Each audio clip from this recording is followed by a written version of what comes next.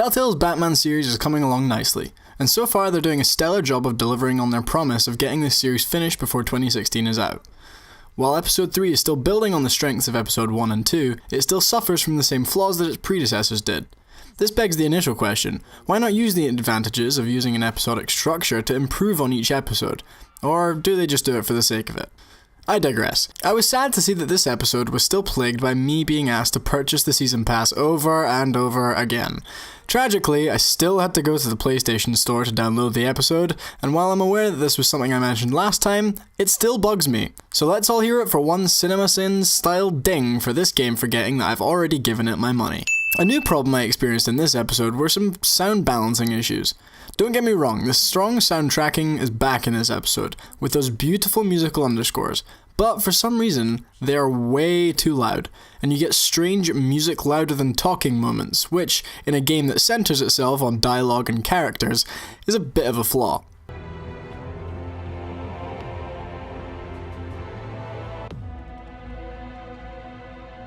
Speaking of developmental issues, this episode had almost the identical framerate stutters that episode 2 did. Within the first 10 minutes I had some framerate dips that were present for a little while before completely disappearing and not returning. Next we come to another new thing that annoyed me. All episodes so far have had 2 title screens, 3 if you count the previously on Telltale Batman one, at the very beginning. First you get the Batman, a Telltale series screen, and then a tiny bit later you get the title of the episode over the gameplay scene. That was okay last episode, and I can't even remember it from episode 1, so it couldn't have been a problem. This episode, however, it annoyed me. This is because I had a whole gameplay scene before the first one. Then it felt like ages before I got the episode title. My point is, I know what game I'm playing. If you leave these title screens too late, you make yourself seem stupid by not knowing what an introduction is. It also confuses the player because if they see a title screen half an hour into the episode, they might wonder how much time they're meant to be investing. One real positive in this installment is the relationships between the characters. Telltale are always good at writing some great stories that are centered around characters. To emphasize my point, in my notes I wrote down great relationships, twice. There were some really great moments in this where you could see the culmination of choices you made with a character in the last episodes and where you could see the relationships heading. The opening hospital scene with Harvey Dent is a great example of this. Having said that, I was still stressed out about the dialogue options, and you can take this point 2 different ways. Firstly, I'm always thinking about what dialogue option to use because I feel like it's important. So much could ride on the decision, and that's great. Telltale have succeeded in using dialogue branches properly. However, I still feel like I'm barely given enough time for these conversations. I want to be able to care about what I'm saying and know it'll have consequences, but not stress and accidentally not fully read what's in front of me because I want to weigh my options in time. There's an easy fix to this. Just give me more time to read them all.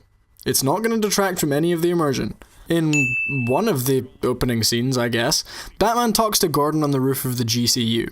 I loved this scene to bits because it made me so giddy. I felt so like Batman, and for once it wasn't because I was beating someone up or I was being a detective. I was talking out a great scene of dialogue with Jim Gordon and it made me feel so much like Batman.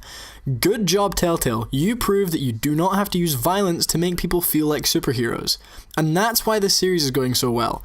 If you look at superheroes from a human side, like this game series does, or like the Marvel movies do, people respond.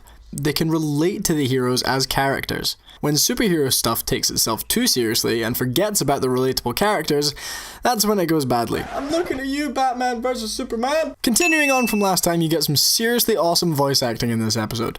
From the voice actor of Harvey Dent giving a Jekyll and Hyde-like performance to one exceptional bit of voice work from Troy Baker, this episode does not disappoint when it comes to the spoken word. Let's offer her a chat with Batman. Good idea, sir. Can you scramble the line? Right away. Vale. I saw your story in the Gazette this morning. I want to talk.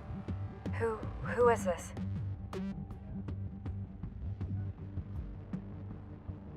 Batman. I didn't realize that Batman was a fan of my work.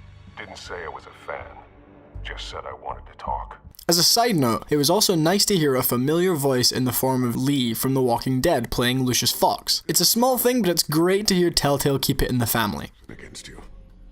If you lose the company, Batman will take a massive hit too. My next point may be to do with the sort of player I am. If I'm given an explorative scene with a main objective, like I am with this in Lucius's office, I'd love to have a way of telling what my real objective is. I'm the sort of gamer who likes to see everything when it comes to side stuff. I want to look at all the things in the office before I progress, but I have no way of knowing in this scene what will progress the story and what won't. Later on, they actually deliver on that. Are you done here, sir?